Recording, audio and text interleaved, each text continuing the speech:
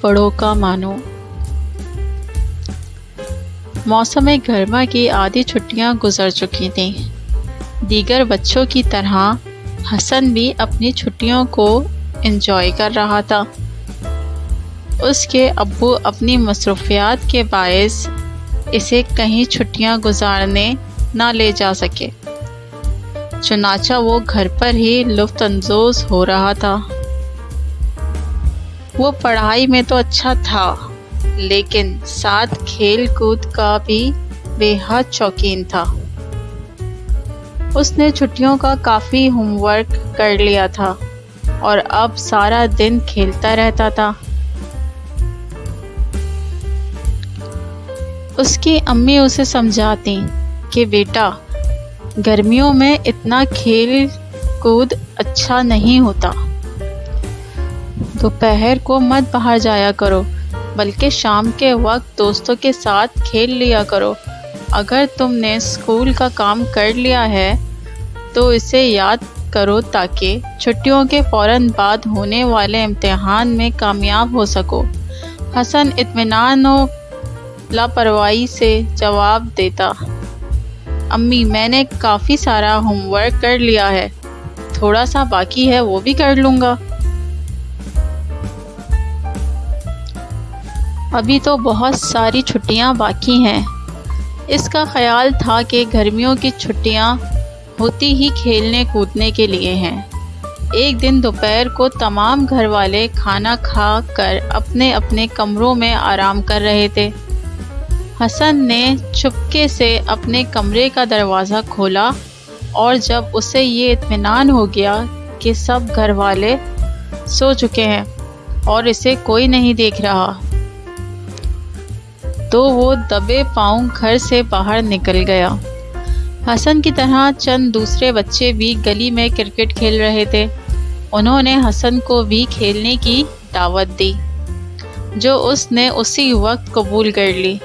شدید گرمی تھی، گلی میں دور تک ویرانی تھی، جبکہ وہ مزے سے اپنے کھیل میں مگن تھے۔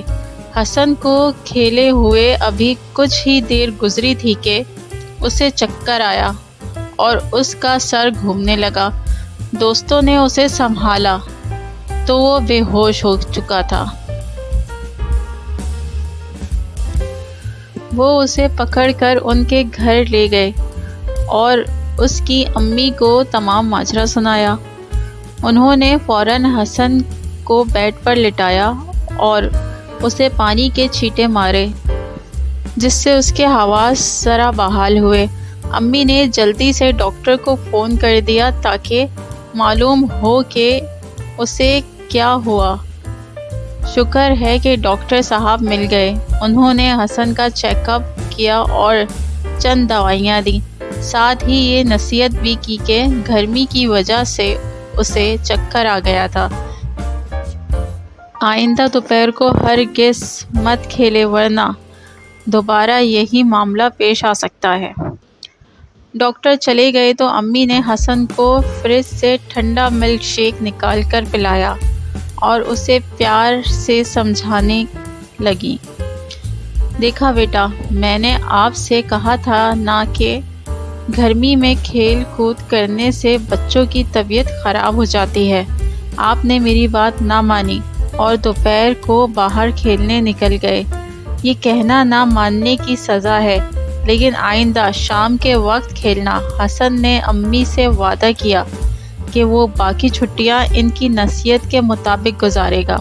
اب وہ صبح اسکول کا کام کرتا ہے اور دوپہر کو آرام کرتا ہے اور صرف شام کو کھیلتا ہے۔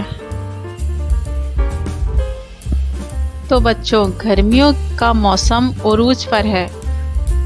چھٹیوں کا یہ مقصد نہیں کہ آپ ہر وقت کھیلتے رہیں، ورنہ آپ کو گرمی لگ سکتی ہے۔ دھوپ میں مت کھیلیں اور پوری دلچسپی سے اسکول کا کام کریں۔ امید ہے اس نصیحت کو ایک کان سے سن کر دوسرے کان سے اڑانے والا کام نہیں کریں گے۔ خدا آپ تمام بچوں کو سلامت اور ہنستا مسکراتا رکھے، آمین۔ خالد اور طارق آپس میں بہت گہرے دوست تھے۔ ان دونوں کا ایک دوسرے کے گھر آنا جانا معمول بن گیا تھا۔ خالد اور طارق دونوں 8ویں جماعت کے طالب علم تھے اور اسکول میں بھی دونوں ایک ہی ڈیسک پر اکٹھے بیٹھتے تھے۔ دونوں ایک دوسرے کو ہوم ورک کرنے میں برابر مدد دیتے تھے۔ اگر خالد کو اسکول کے کام میں کسی قسم کی دقت ہوتی تو طارق اس کی مدد کرتا، اور اگر طارق کو پڑھائی میں کسی قسم کی مشکل پیش آتی تو خالد اس کے کام آتا تھا۔ الغرض خالد اور طارق کی دوستی کو مثالی کہا جاتا ہے۔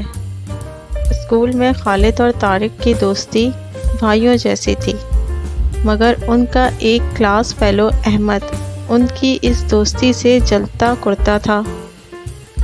اس کی یہ کوشش ہوتی تھی کہ کسی نہ کسی طرح خالد اور طارق کو نظر لگ جائے اور ان دونوں کے راستے جدا جدا ہو جائیں، مگر یہ بھی بلا کے ذہین تھے۔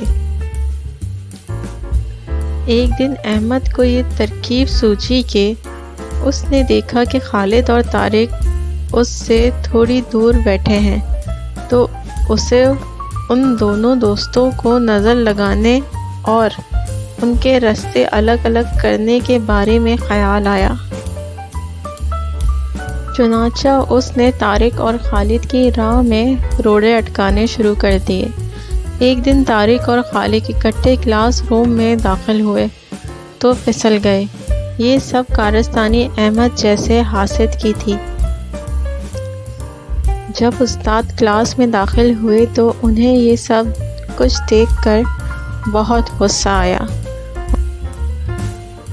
انہوں نے زوردار آواز میں کہا کہ کون ہے جس نے خالد اور طارق کو یوں زخمی اور رسوا کرنے کی کوشش کی ہے؟ پہلے تو سب لڑکوں کو سانپ ہی سونگھ گیا، پھر جب استاد نے اپنے ہاتھ میں ڈنڈا لے کر ایک ایک طالب علم کی خبر لی تو احمد سہم گیا اور اس نے اقرار کر لیا۔ یہ اسی کی بھونڈی حرکت ہے۔ اس سے پہلے کہ استاد صاحب اسے پھینٹی لگاتے، خالد اور طارق دونوں سنبھل کر اپنے استاد کے پاس گئے اور کہا، سر، احمد نے اپنی غلطی تسلیم کر لی ہے، اس لیے ہم اسے معاف کر رہے ہیں، آپ بھی اسے معاف کر دیں۔ چنانچہ استاد صاحب نے احمد کو تنبیہ کرتے ہوئے آئندہ سے کسی سے جلنے یا حسد کرنے کی تلقین کی، اور یوں احمد کو طارق اور خالد نے اپنے جیسا اچھا انسان بنانے کے لیے زور دیا اور اسے معاف کر دیا۔ استاد صاحب نے احمد کو خالد اور طارق سے گلے ملنے کو کہا اور ان تینوں نے آپس میں پکی اور سچی دوستی کر لی، اور یوں کلاس روم کا ماحول اچھا اور خوشگوار ہو گیا۔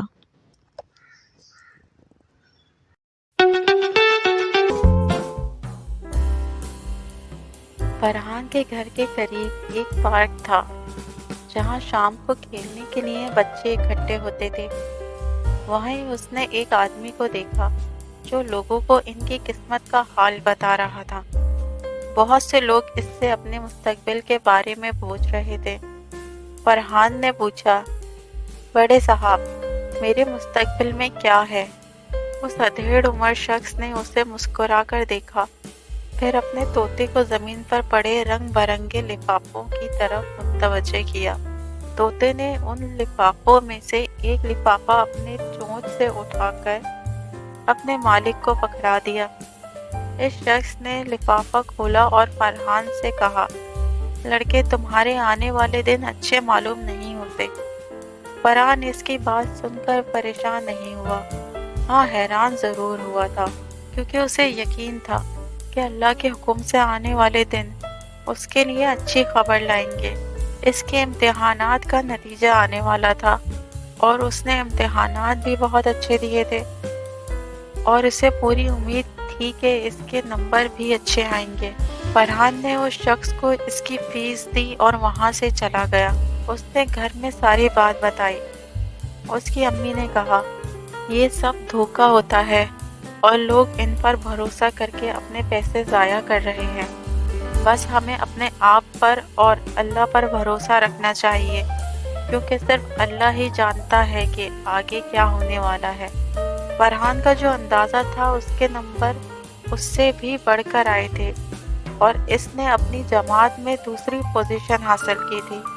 اسے یقین آ گیا تھا کہ طوطے کا پرچی اٹھانا اور اس شخص کا یہ بتانا کہ آگے کیا ہوگا سراسر فراڈ تھا، کیونکہ اللہ کے سوا کسی کو معلوم نہیں کہ آگے کیا ہونے والا ہے۔ پیارے بچوں، امید ہے آج کی کہانی آپ سب کو بے حد پسند آئی ہوگی۔ اگر آپ چاہتے ہیں کہ ہم اپنی کہانی کے کیریکٹرز کا نام آپ کے نام پہ رکھیں تو زیادہ سے زیادہ کمنٹ سیکشن میں اپنا نام ٹائپ کر کے شیئر کریں اور ویڈیو کو لائک اور چینل کو سبسکرائب کرنا ہرگز نہ بھولیں۔ تھینکس فار واچنگ، ملتے ہیں آپ ایک نئی کہانی کے ساتھ۔